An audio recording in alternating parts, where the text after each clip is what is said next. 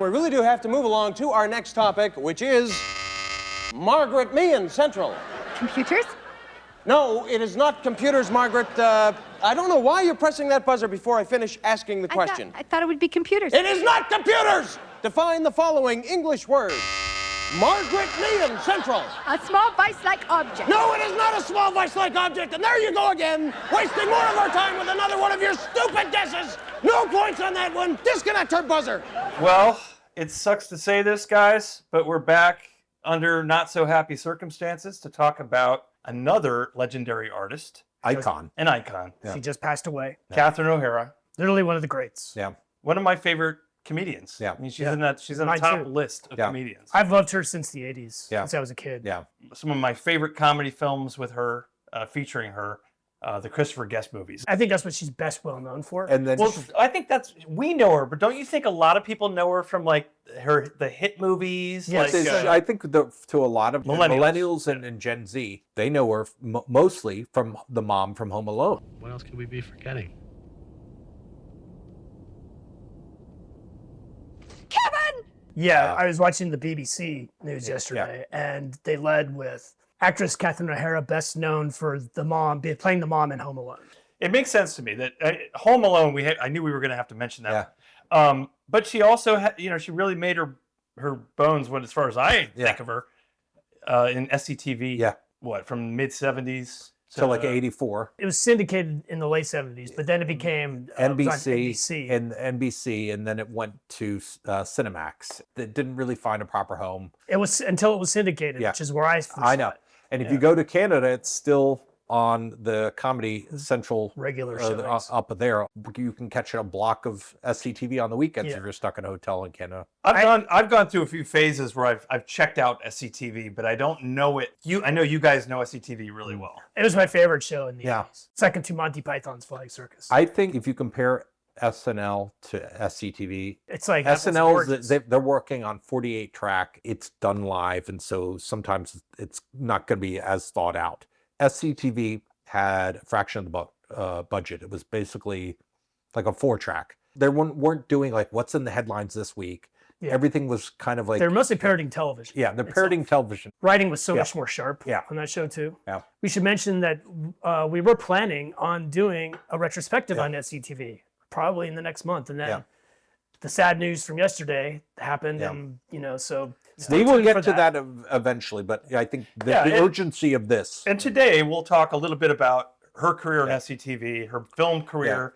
And her reemergence, because in her later years, she did like hit shows like Schitt's Creek. Like in her resurgence, she won like 2 Emmys. Her recent appearance in the studio. That's why another reason why the news of her death was just so shocking.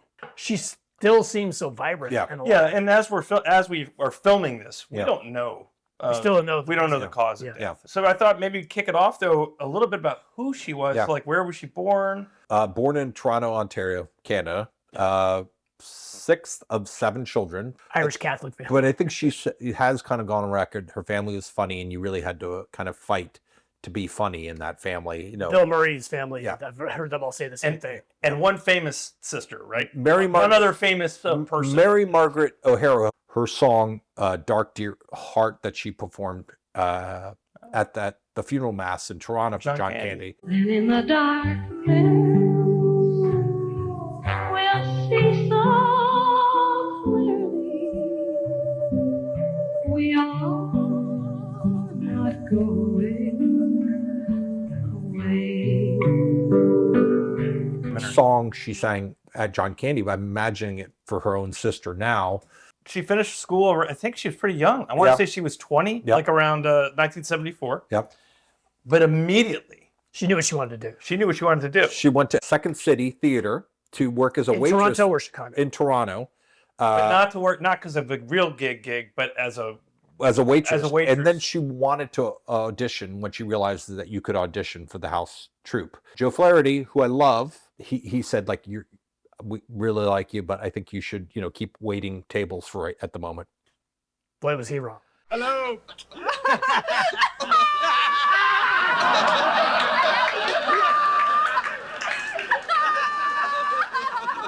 But how long did she wait? 1 year. 1 year. And then she came back. I think she wowed everyone. She probably used that as fuel. Maybe she needed that rejection. I think she also said, like, in any improv situation, she always went in there like, I'm going to be the craziest person in there, because, like, if she was scared, She like got the nervous energy. it's kind of translated into some of her performances elsewhere. Yeah. So I've read that she was the understudy to Gilda Radner. Yeah.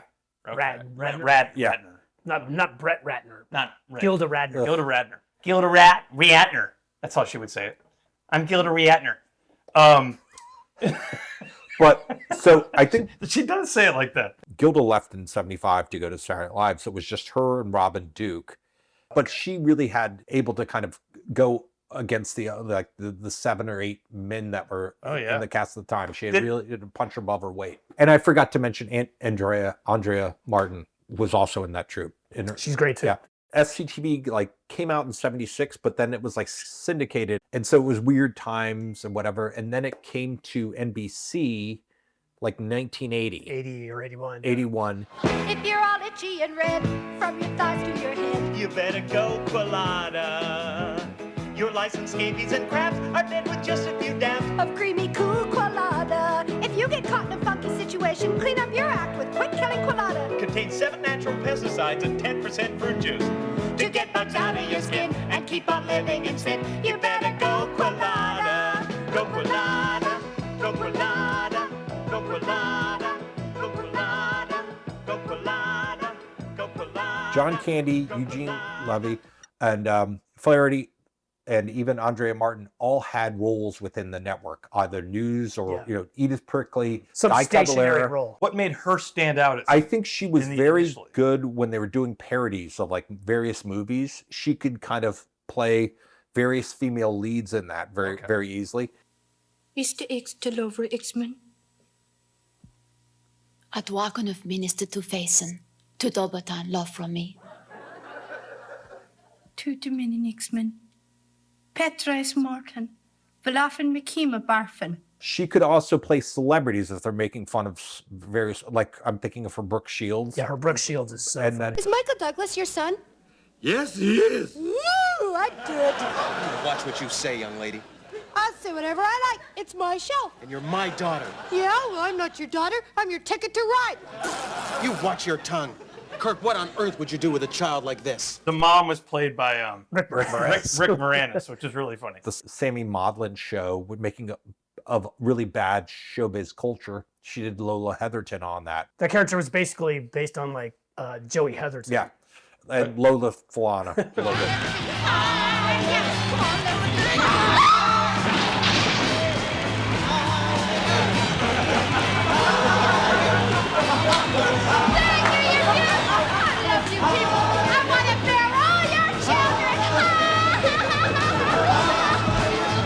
Lola Heatherton in concert Saturday at 10. You know, the fact that she kept working with Eugene so many times, you know. Up until like when Schitt's Creek ended. Yeah. Did that partnership at SCTV, did that blossom early? Did you see those two pair? Yeah, I mean they have great chemistry as Bobby Bittman and Lola Heatherton. Yeah.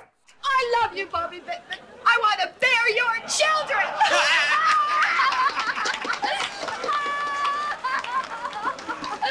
I remember in like the early seasons, the only ones that have Harold Ramis in them, they do a Leave It to Beaver parody. Oh, where she's Cleaver. She's great. She's really funny. It's Leave It to Beaver, the 25th anniversary party. Starring Hugh Beaumont, Barbara Billingsley, Tony Dow, and Jerry Mathers as the Beaver. She left the show in 84. Oh, I thought it ended in 84. No, she left before that, but she came back for a few appearances. She was also going to this close to, she I think signed a contract to go to be on SNL. That's why she in left. the 82-83 season. Was that the big Eddie Murphy breakout season? May have been, but she didn't like the vibe there. She realized like she didn't like New York. She didn't like the kind of competitiveness. SCTV was taped in Toronto. Yeah. But she just stood out in doing just various roles. Stay tuned to SCTV this Christmas Eve. For the Count Floyd, have yourself a scary little Christmas special. Good scary guests like Lucille Ball, Right off of the tree. sees me cheers the heck out of me. Christmas. It ended for her a few years earlier, but then the show ended. Yeah. Around 84, Yeah. which is also around the launch of her film. Yeah. Her film career. In 85, she does After Hours. 5, 8, 1, 9, 6, 2.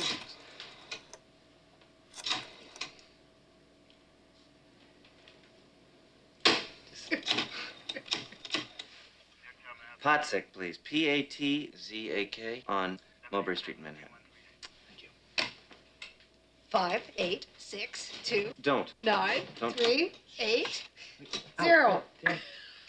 It's a weird movie, but this is, pre-cell phones, but like where you had to remember numbers. She's like a neighborhood watch. Yeah. Like there's a lot of crime. She's very funny. in the city. But also she just wants to play with Yeah. Griffin Dunn, and it's such a funny scene. Yeah, check it out. It's a great black comedy. It's not a well-known Scorsese film, but it's so funny. It's always been one of my favorites, Scorsese. And his entire face was pummeled completely beyond recognition. Okay, forget that. Whoa! Forget that. Can't handle things like that right now. What does the guy have to do to get his face pummeled? Her bread and butter were small parts, supporting roles. One to mention early on in her career is probably Heartburn. I had no idea she was in that. Set in D.C. I've never seen Yeah. it. Yeah. That's the one about Bob Woodward and Nora Ephron, Yep. right? Yep. And then about 2 years later, I think a slew of movies. She did Beetlejuice. But I must express myself. If you don't let me gut out this house and make it my own, I will go insane and I will take you with me. Beetlejuice, of course. Yes, that was probably her big role, breakout role, I would think. Personally, she met her husband, Bo Welch, production designer on Beetlejuice. That's where they met. 1990 is her big breakout year. Yep. I'm looking at it. She's Kevin McAllister's mom, and in Home Alone, which it was a massive hit. It's very much a family film, but she is so great. The scenes. She is great. She's the heart of the movie. She is the heart of the movie. And That's there's exactly a right. scene with her and John Candy when they're in the back of the U-Haul. All improv, right? All improv. And there seems such genuine affection between the two of them. We left the little tyke there in the funeral parlor all day. All day. We went back at night when we came to our senses. And there he was. Apparently he was there alone all day with a corpse. Now, he was okay, after 6-7 weeks. And I came around, started talking again. But he's okay. They get over it. Kids are resilient like that. Maybe we shouldn't talk about this. Well, you brought it up. I was just, trying to cheer you up. Sorry, I did. Macaulay Culkin's statement yesterday, it was really sad. I'm sure. Because, she came to his, star on the Walk of Fame in Hollywood, and he seemed, really touched. He posted, there's a great shot of the two of them in Home Alone, and then they recreated at the Walk of Fame ceremony. And then a little break, and then, believe it or not, she dove right into Home Alone 2, Lost in New York. Shocker. Yeah. Why would that be? How did that kid get lost again? Child came up to me like a little 8-year-old in a mall. Are you Kevin's mom? I said, well, yeah, I played Kevin's mom in a movie, yes. Why did you leave him? Sorry, it was in the script. So you left him twice. I know, I'm sorry. Isn't that called abandonment? Yes, I'm sorry. I never understood the title of that movie. How can you be Home Alone and Lost in New York at the same time?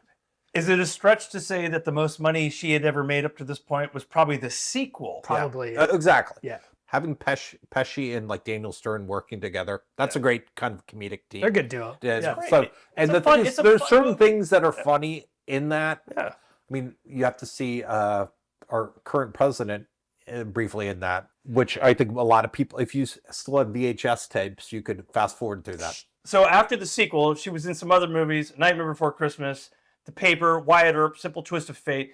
But something happened, Chris, in early 1996, I think. What was that? A little Christopher Guest movie called Waiting for Guffman. Ron will have extensive, 2-hour sessions of notes for me, and it's so helpful. Lately, It's notes we've been... for both of us. No, It's but just that lately- you get most of them. He's trying to help me to change my instincts, or at least ignore them. And it kind of changed comedy in a lot of ways. There's no script. There's an outline. There's suggestions of where the character needs to go in the scene, but everything was pure improv in every scene. We should mention that we talked about this movie Yes. in detail. Yeah. By But the way. we talked about it twice. Yeah. But still, it's a great film. An amazing ensemble, but some of my favorite Katherine and Hara moments are in this film. Yeah. Yes. Absolutely. Her audition with Fred Willard as Ron and Sheila. Classic. Albertson performing Midnight at the Oasis. What time is it? What time is it? Haven't you been paying attention? It's midnight at the Oasis.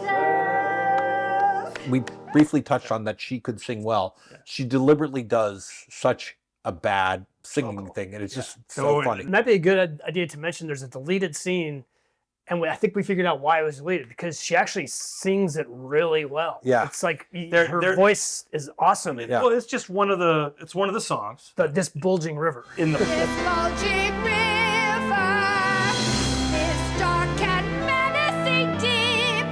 Lord, would you help me to keep my family dry and warm? I was shocked to hear, to read, going into Waiting for Guffman, she was really scared acting against Fred Willard. I'm surprised. I was so surprised because they're so forces of nature, and the fact that she can play, they're so good together. I think I understand why, and that sort of comes through in the character's dynamic, because she's mostly subservient to whatever Ron But she says. can say, except for certain points where she has these pointed barbs that are so funny. Girl talk. What's it like to be with a circumcised man? I think actually playing drunk is really hard. I know. She does it brilliantly. I know. Yes, she does. Her facial expressions crack me up in this movie, especially when she's drunk. I know. You have to mention some of the moments in the musical itself. You know, Chris, you should do a montage of those. A montage? What's that? I've heard of Mars. Where's that? Don't you rest on our account, Daniel Potter. We women are just as strong and resilient as you men. What is it? I don't know. It looks like one of them new feed storage bins. That ain't no feed storage bin. California will be a sight for these weary eyes. Great movie, great introduction to this ensemble, by the way. That started started a new chain of films with Christopher Guest and this ensemble. Well, and taking the mockumentary even further. A few years later, they're back. It's Best in Show. Some people might argue this is the best of the films. Yeah. I think it has the most heart. I don't know. I think maybe the third one might. Okay, we'll get there. We'll get there. But Best in Show is one of my, I think, a lot of people's favorites. I think you're right. It's a tie for me. I've thought about this. Guffman and Best in Show are a tie. I can't say she's better. No. In one or the other. I mean, everybody's so great, and she's playing a completely different character. Being able to play off kind of Eugene Levy. It's just that works so well. She was very popular back then. She had dozens of boyfriends. Hundreds. Hundreds. Yeah, hundreds. I did not know that. Hundreds. The great running gag of her character has slept with all these men. I love that. That was one of my all-time favorite running jokes in any movie. Does this ring a bell? I'm not wearing underwear. Bulge. Yeah, that's me. His name's Bulge. That's his name to her, which makes it even. But how much you want to bet she improv that? Oh, totally. Yeah. Bulge. Yeah. And there's so many other bits. I mean, there's so many other. Just her ankle when she hurts her foot and her shoe breaks on the. Well, when she wins when they win the award, she's still it's so funny. It's like so having funny. her interact with the other kind of storylines. So when she's interacting with Christopher Guest's character, and I think she interacts with John Michael Higgins and Michael McKean. You must be very proud, Mary.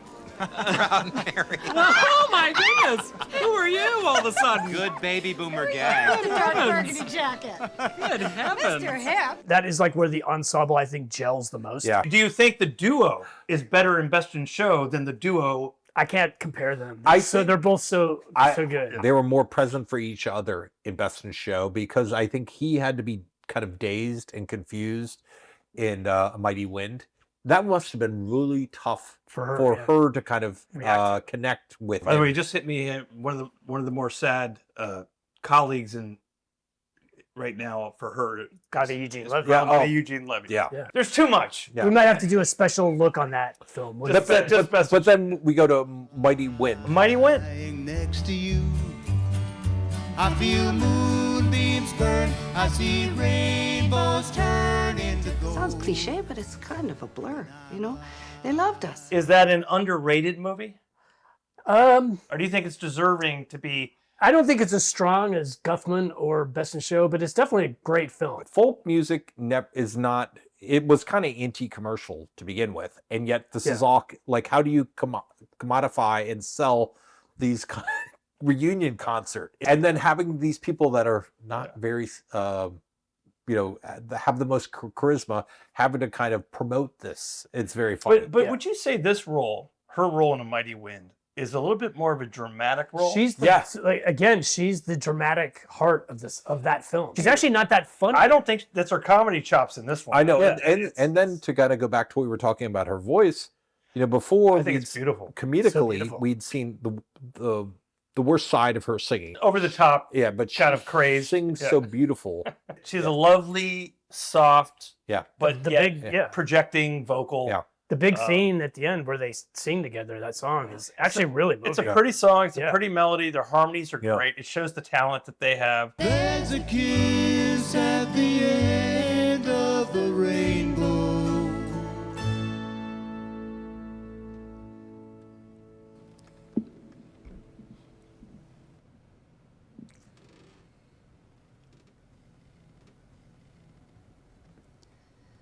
More precious than a pot of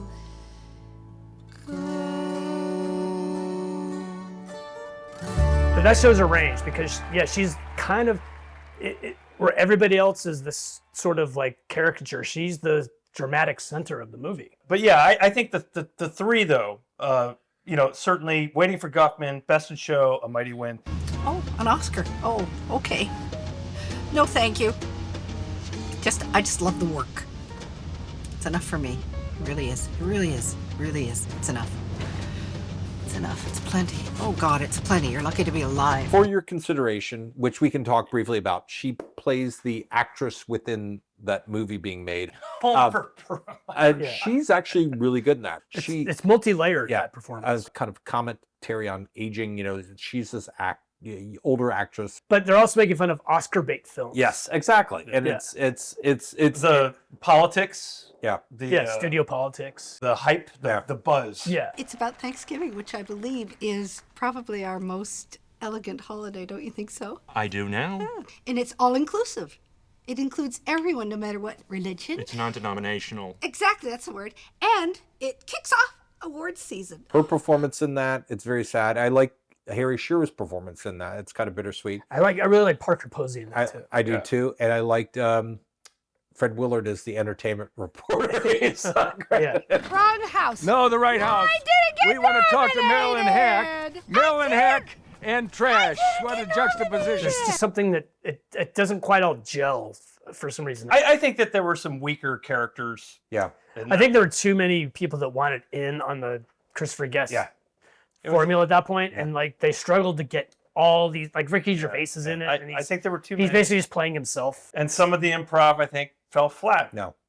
Which can that happen. could be too, yeah. Now, there were some other movies around the time. There was Orange County. Orange County, I don't know if either of you seen it. It's all right. It's not going to be like this is the best movie. It's very uneven, but like her performance as kind of Colin Hanks, Jack Black's divorced mom. She's very needy, kind of harried. Katherine. She does so and well. She's drunk. I'd like to propose a toast.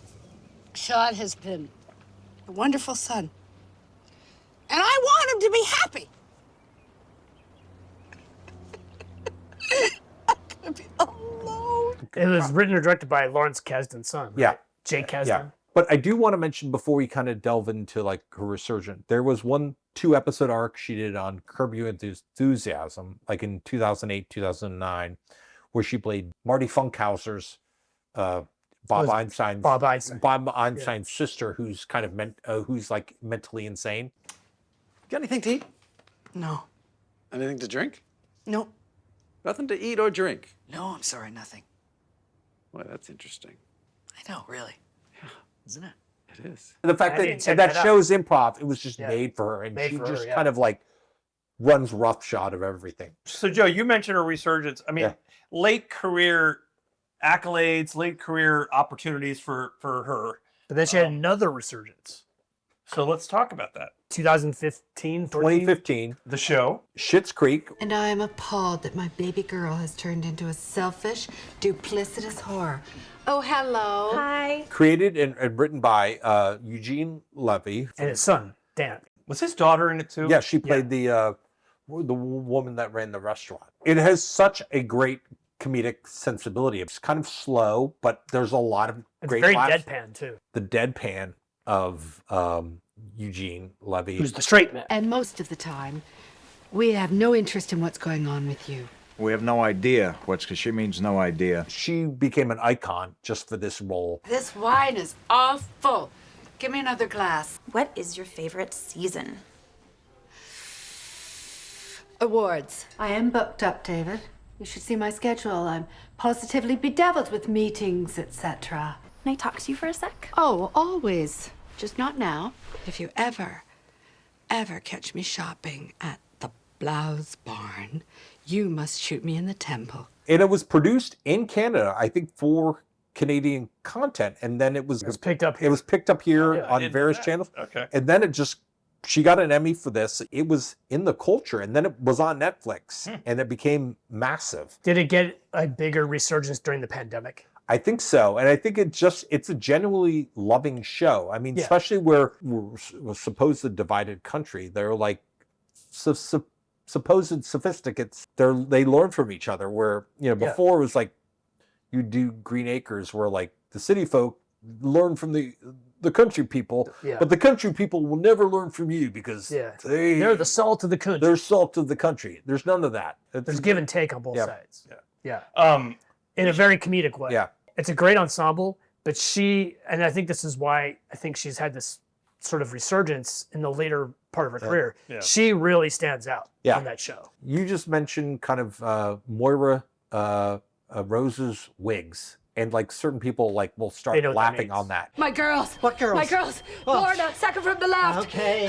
If she takes on smoke, she'll never recover. Hey, this one. And Cindy below her. And Cindy, I just gave her a blowout. Did that lead to her getting a role in the studio? Probably. Yeah. Sure. And then there was besides the studio, there was The Last of Us. Which I didn't see the second season. But Yeah. It's not a big role.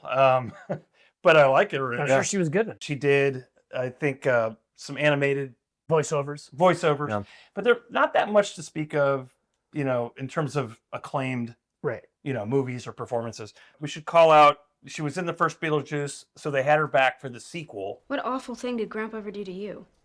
He bought this house without telling me. That did pretty, got some I think it was a buzz. hit. Yeah. She did end her career. You could count this with the documentary on John Candy. I Like Me, the John Candy documentary that Colin Hanks did, who played Catherine O'Hara's son in Orange County. If you don't get teared up watching that, you are really have a black heart. In one of the first dreams I had of John, we were just hanging out and laughing and talking and doing bits, and it was just really loose and funny. And then I said something about, why'd you have to die? And he said, why'd you have to bring it up? And it shows the bond that they had, John Candy and Catherine. And O'Hara. just, and the SCTV Just gang. the whole Yeah. gang. Yeah. So if you're not familiar with Catherine O'Hara's work outside of Home Alone or Schitt's Creek, she's got an amazing body of work that you should definitely check out. Definitely. Yeah, so we will get to that SCTV kind of retrospective. Stay tuned. Yeah. Just like they did this for John Candy, I need to see. That would be great. They better do a documentary on her. Yeah. Absolutely. Yeah. What would they title it? All right, with that, let's give a toast to the late, great Catherine O'Hara, one of the best comedians of our time. I want to bear your children. Aha! 5, 9, 8, 6. California will be a sight for these weary eyes. The healthiest kind of humor is if you can laugh at yourself, you have a sense of humor about yourself. And we're all ridiculous and lovely, beautiful, hilarious people. And so there's just a never-ending wealth of characters in the world. My sweet, my dear, my darling, you're so far away from me, though an ocean of tears divide us, let the bridge of our love span the sea. There's a kiss at the end of a rainbow, more precious than a pot of gold.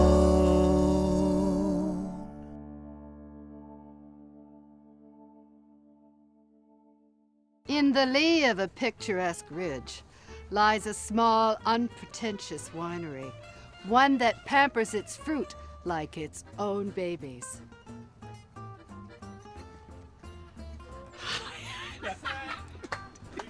One that pampers its fruit like it pampers its babies. Hi, I'm sorry.